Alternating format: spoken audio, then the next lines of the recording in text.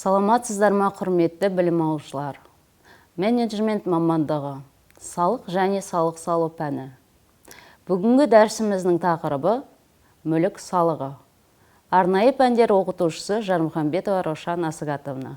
Бүгінгі сабағымыздың мақсаты мүлік салығын төлеушілер, салық салу объектісі, салық кезеңдерін, салық базасын, салық есептілігін қарастыру болып табылады.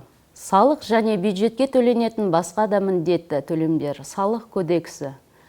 Яғни 15-ші бөлімде мүлік салығы, 64-ші тарауда заңды тұлғалар мен дара кәсіпкерлердің төленетін мүлік салығы, 65-ші тарау жеке тұлғаларға төленетін мүлік салығы енгізілген.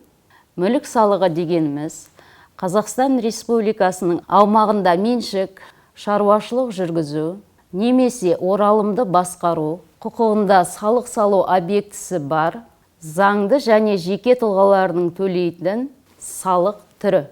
Мүлік салығы жергілікті салық түріне жатады. 64-ші тарау заңды тұлғалар мен дара кәсіпкерлерге салынатын мүлік салығы.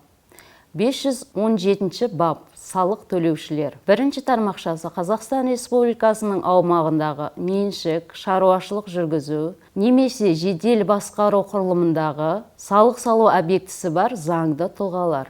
Екінші тармақшасы Қазақстан Республикасының аумағындағы меншік құқығында салық салу объектісі бар дара кәсіпкерлер жатады. Үшінші тармақша.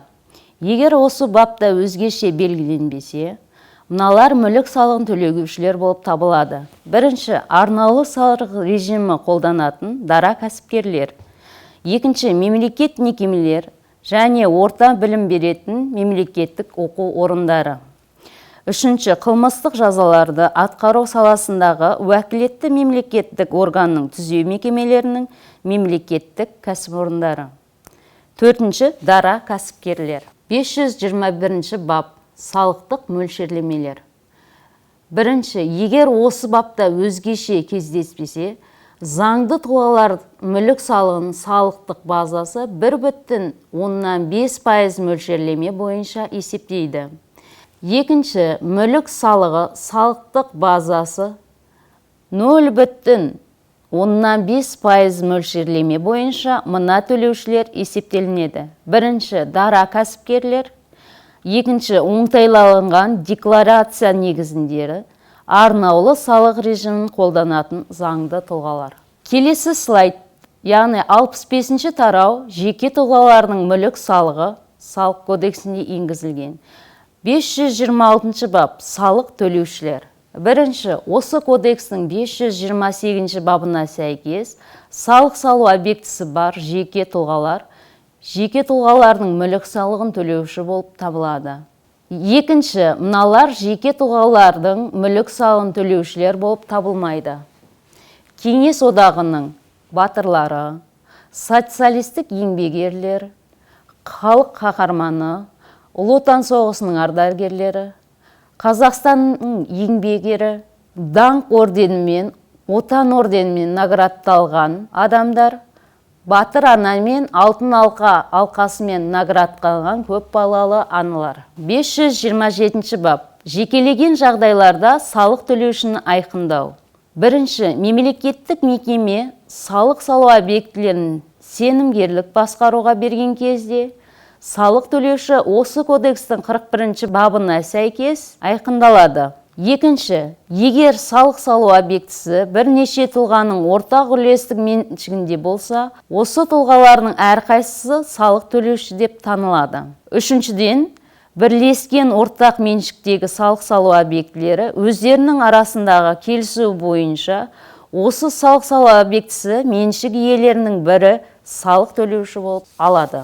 528-ші бап салық салу объектісі. Меншік құқығына тиесілі Қазақстан Республикасының аумағындағы тұрғын жайлар, саяжай, үйлер, құрылыстар, ғимараттар, гараждар және өзге де ғимараттар, үй-жай, мүлік салығын салу объектісі болып табылады. 524-ші бап заңды тұлғалардың салық кезеңі, 533-ші бап жеке тұлғалардың салық кезеңі қарастырылған. Яғни 1 қаңтар мен 31 желтоқсан аралығындағы күнтізбелік жыл мүлік салығын есептеу үшін салық кезеңі болып табылады. Осы жылғы салық туралы өзгерістер мен толықтырулар жайлы соңғы басты жаңалықтарға тоқталып кетсек. Еліміздегі ірі сауда нысандары, ойын-сауық орталықтары, кинотеатрлар, көрмелер мен қоғамдық тамақтану, қонақ үй, туристік қызмет нысандары жылдың соңына дейін мүлік салығынан босатылды. Бұл туралы үкімет отырысында ұлттық экономика министрі Руслан Дәленов айтты. Ауыл шаруашылығы өнімдерін өндірушілерге де жыл соңына дейін жер салығын төлемейді. Сонымен қатар әлеуметтік маңызы бар азық-түлік тауарлары үшін қосылған құн салығының мөлшерлемесі 1 қазанға дейін 12-ден 8%-ке төмендетілді. Төтенше жағдай кезінде салықтық тексерулер, кеден және әлеуметтік төлемдер бойынша берешекті мәжбүрлеп өндіру тоқтатылды. Жалпы бұл шаралар еліміздегі 700 мың салық төлеушіні қамтиды. Осы жеңілдіктерге байланысты бюджет тапшылығын жабу мақсатында әрі дағдарысқа қарсы шаралар кешенін қаржыландыру үшін ұлттық қордан 4 триллион 770 миллиард теңге бөлу қарастырылған. Президент Қасым-Жомарт Кемелұлы Тоқаевтың тапсырмасы бойынша үкімет әлеуметтік экономик даму болжамын әзірледі. Республикалық бюджеттің жобасы дағдарысқа қарсы шараларды толық көлемде іске асыруға мүмкіндік береді. Мемлекет басшысының барлық тапсырмалары қажетті қаржыландырумен қамтамасыз етілген және уақытылы орындалатын болады. Жеке тұлғалардан алынатын мүлік пен жердің міндетті төлемдері бір салық түріне біріктірілмек. Мәжіліске жаңа заң жобасын таныстыра келген ұлттық экономика министрінің орынбасары Мәди Тәкиев осылай деді. Бұл түбіртектерді толтыру мен банк комиссияларын төлеу сияқты шығындарды азайту үшін жасалмақ, деді вице-министр.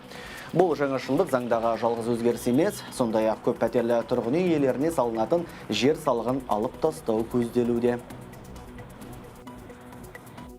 Мы предлагаем отменить. Біз оны алып тастауды ұсынып отырмыз. Біріншіден, оның көлемі өте аз. Екіншіден, оның есеп қисабын жүргізу өте қиынға соғады. Және де ол жеке тұлғалар үшін қосымша шығын әкеледі. Сондай-ақ көлік салығын төлеу мерзімін 1 сәуірге дейін деп өзгерту көзделген. Яғни жыл соңына дейін емес, 1 сәуірге дейін деп бекітілуі мүмкін.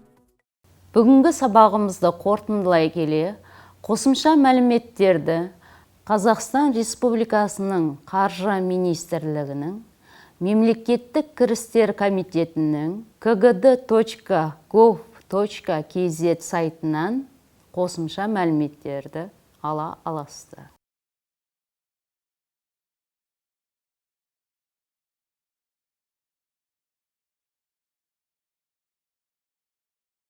Назарларыңызға рахмет, сау болыңыздар.